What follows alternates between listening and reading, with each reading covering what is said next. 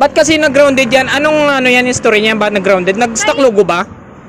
Oo, kaya nakahakbang ko to, tapos kaya wala, ay tugay na wala power button. Dayon, kahakbang lang ko, tapos bigla lang siya nag-shutdown, tapos nag-refuse. Tapos sinakbo mo na doon. Oo. Tapos Kapal man nila basin na ground ko ang kwan, ang sa buttons. Diba ko naman po, may kabalo kung ano man po ang ginagawa ko. dapat ginilisan, hindi game putol. Sayang naman yung ano mo, original. So ito guys ay subukan natin gawin ito guys, no? Subukan natin gawan ng paraan ito guys yung unit na ito guys. Yan. So ang problema lang dito guys ay naputol guys yung power flex nito guys, no? So ang ginawa dito, nag-grounded guys yung unit na ito. At ang ginawa, ang suspect dito guys ay yung power flex. So ang ginawa nila, pinutol nila. At yun lang, hindi na natin malagyan ito guys ng button kasi nga putol guys yung power flex nito guys, no? Yan.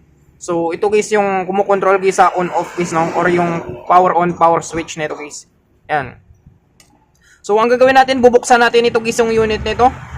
So bago natin buksan to guys, tanggalin natin ito guys yung SIM tray nito guys, no? Yan. So tabi lang natin yan. So hindi na natin ito guys ano guys, no? Hindi na natin ma-power off ito guys kasi nga yung switch nito guys ay wala na dito guys, no? At putol na guys ang power flex nito guys. So bubuksan natin ito guys.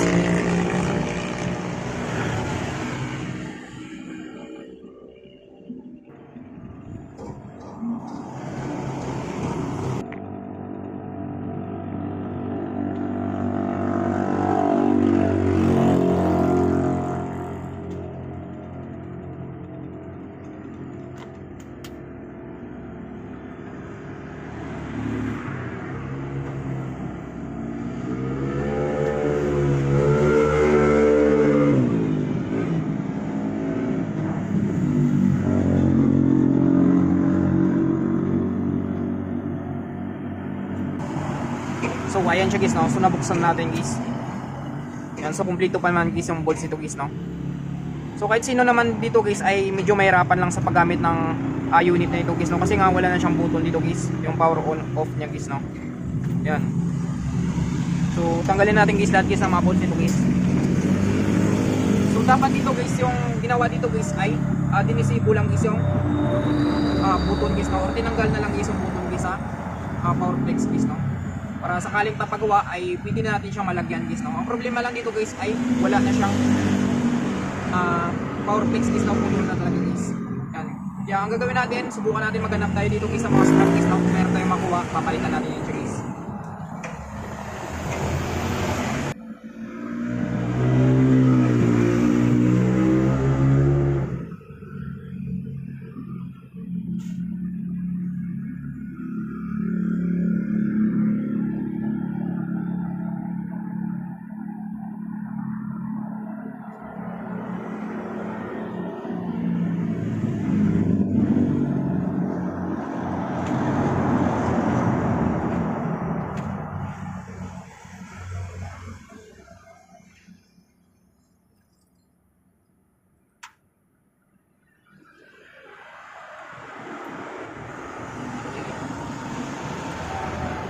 So dito guys ay pwede kayong gumamit dito guys ng pang-opening tools yung guys, no? Para mabuksan natin guys yung unit dito guys. So sa akin guys ay kukulang guys yung gamitin yung bolt dito guys, no? Yan. So simulan natin.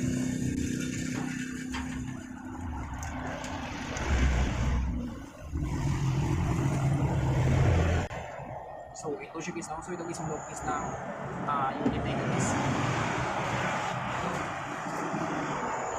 So kung makita natin dito guys ay putol nga ito guys yung power flex guys, no? Yan, so papakita ko sa inyo guys. So na-grounded guys yung unit, pinutol guys yung power flex para mawala guys yung grounded guys, no? So dapat guys ay dinisibo lang ito guys yung button nito guys, no? Tinanggal lang dito guys yung button para kapag tinanggal kasi guys yung button dito guys ay mawala na yan siya guys yung grounded guys, no? Kasi yung nag-ground lang naman doon guys kapag nasira na stock ay yung button guys, no? Yung tinatawag natin guys na inner button guys. Yan. So ang ginawa talaga dito guys, pinutol talaga dito guys. So wala na tayong mano dito guys, hindi na rin natin ma-jumper to kasi nga wala na rin guys yung putol dito guys, no? Yan. So wala na yung kaputol niya dito guys. So dito guys, subukan natin gawa ng paraan to guys, no? Hanap tayo dito guys sa mga scrap guys. So dito guys ay tanggalin natin guys yung IPC connector guys ng battery nito guys, no? Or yung tinatawag natin guys na flexible printed circuit nito guys. Yan. Tanggalin natin yan. Tapos tanggalin natin dito guys yung bolts dito guys, no? Sa motherboard dito guys.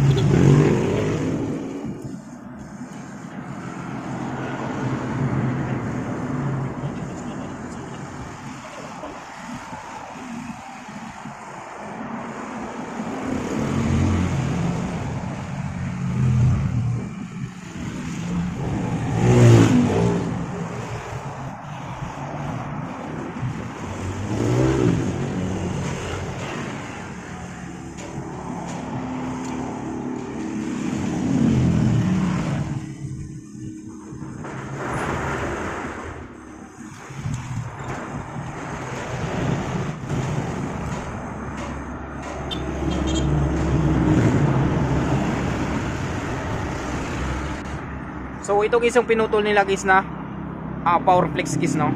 Yan. So ito daw guys ay na-grounded guys, no. Kaya pinutol nila guys yung power flex na ito guys. Yan. So hindi natin alam guys, no.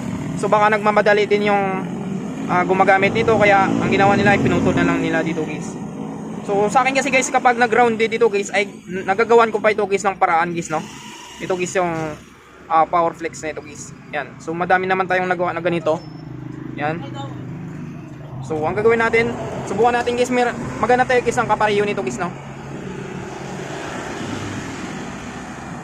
So ito guys, same device lang guys. So pwede natin pagkuhaan ito guys ng pisa guys, no. So magkuha tayo dito guys ng donor guys. Buksan natin to guys. So wala na ito guys yung board guys, no. Yan, so makita natin dito guys, nang dito pa guys yung power flex niya guys, no. Yan. So ito guys, pwede pa natin mapakinabangan dito guys. So dapat guys, yung ginawa dito guys ay dinisable lang ito guys yung buto na ito guys, no. Kasi pa minsan guys ay ito yung nag-short guys, no. Ito guys yung buto na ito guys.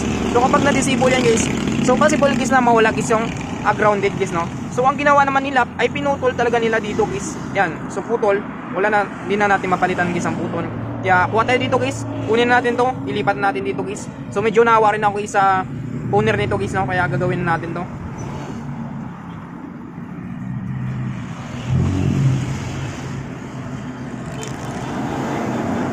Yan. So kahit sino naman talaga guys ay mahirapan sa paggamit guys ng unit na ito guys, no? Kasi nga wala itong ano guys, power flex guys, no? Or yung power switch na guys, or yung buto nito guys. Yan. So bago yan ito guys magamit guys ay sinasaksak niya daw muna guys sa charger guys, no? Para mabuhay guys yung unit niya guys. Kasi nga wala na siyang power button dito guys. Yan. So ang gagawin natin dito guys, so ito guys hindi natin basta-basta ito malipat guys, no? Kasi nga itong buto na ito guys ay hindi na rin gumagana ito guys, no. So stuck ito guys. So ang gagawin natin dito guys ay papalitan natin ito guys ng bagong button guys, no. Yan. Yan. So stuck siya guys. So hindi siya naglalaro guys. So ang ano naman nito guys, okay naman ito guys yung flex nito guys, no. Or yung power flex nito guys, okay naman. So ang ano lang natin dito guys ay itong guys yung button nito guys, papalitan natin yan siya guys. So disable muna natin ito guys, or tanggalin natin ito guys yung buto na ito guys.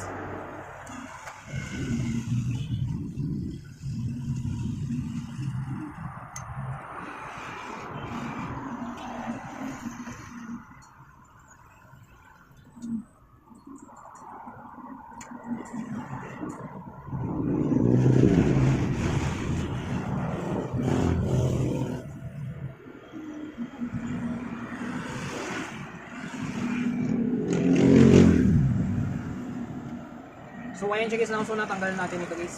Yan, so linisan na natin ito guys. So dapat guys yung ginawa dito guys ay ganito guys, no.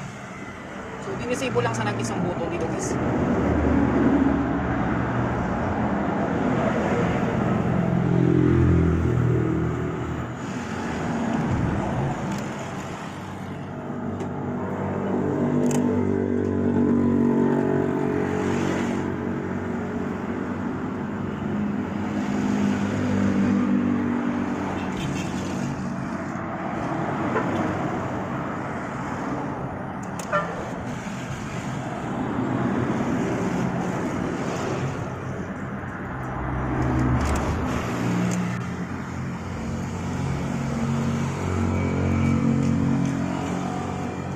So di ba gumana guys yung tester natin guys, no?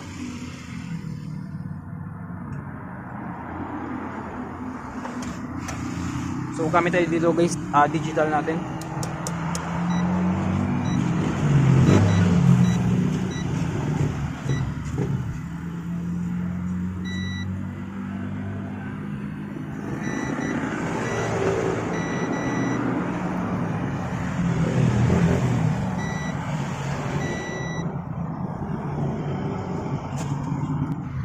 So ito guys, palitan natin guys ng bagong button na ito guys, no?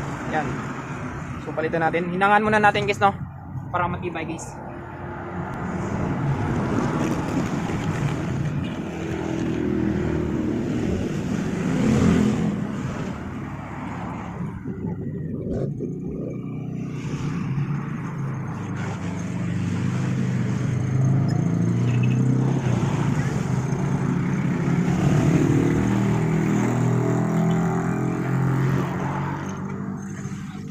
So ayan siya guys, no?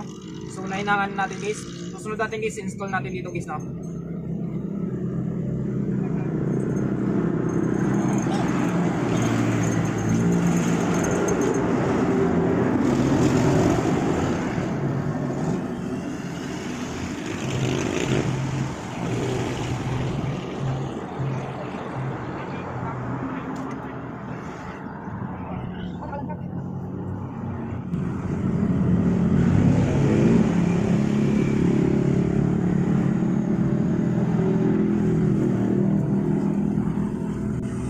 So ayan siya guys, no?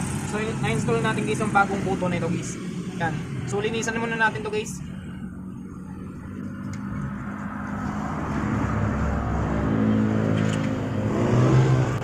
So linisan muna natin to guys, no?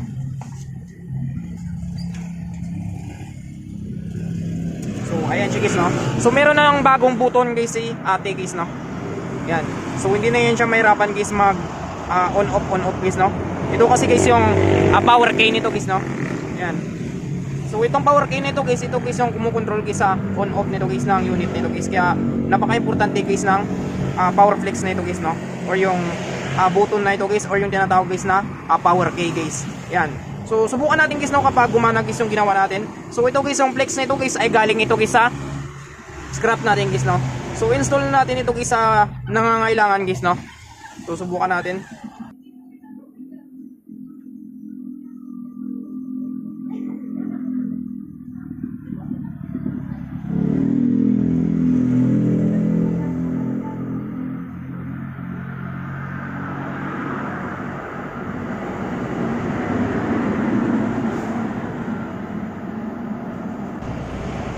Yan. So subukan natin guys, no? Subukan natin guys kapag working guys yung ginawa natin.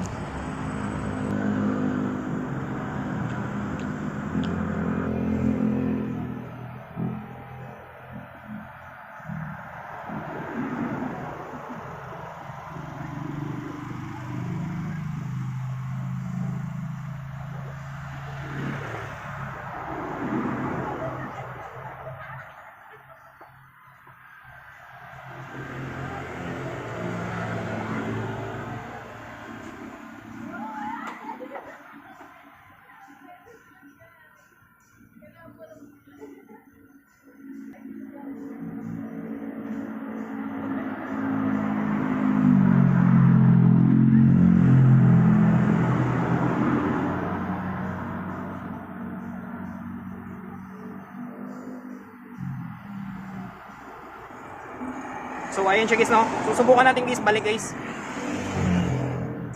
Balik natin guys yung mga flex nito guys, no? At subukan natin guys pandarin guys kapag working guys yung ginawa natin guys, no?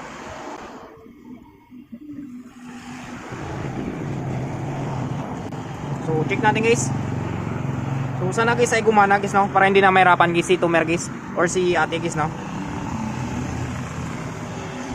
So subukan natin pandarin natin guys.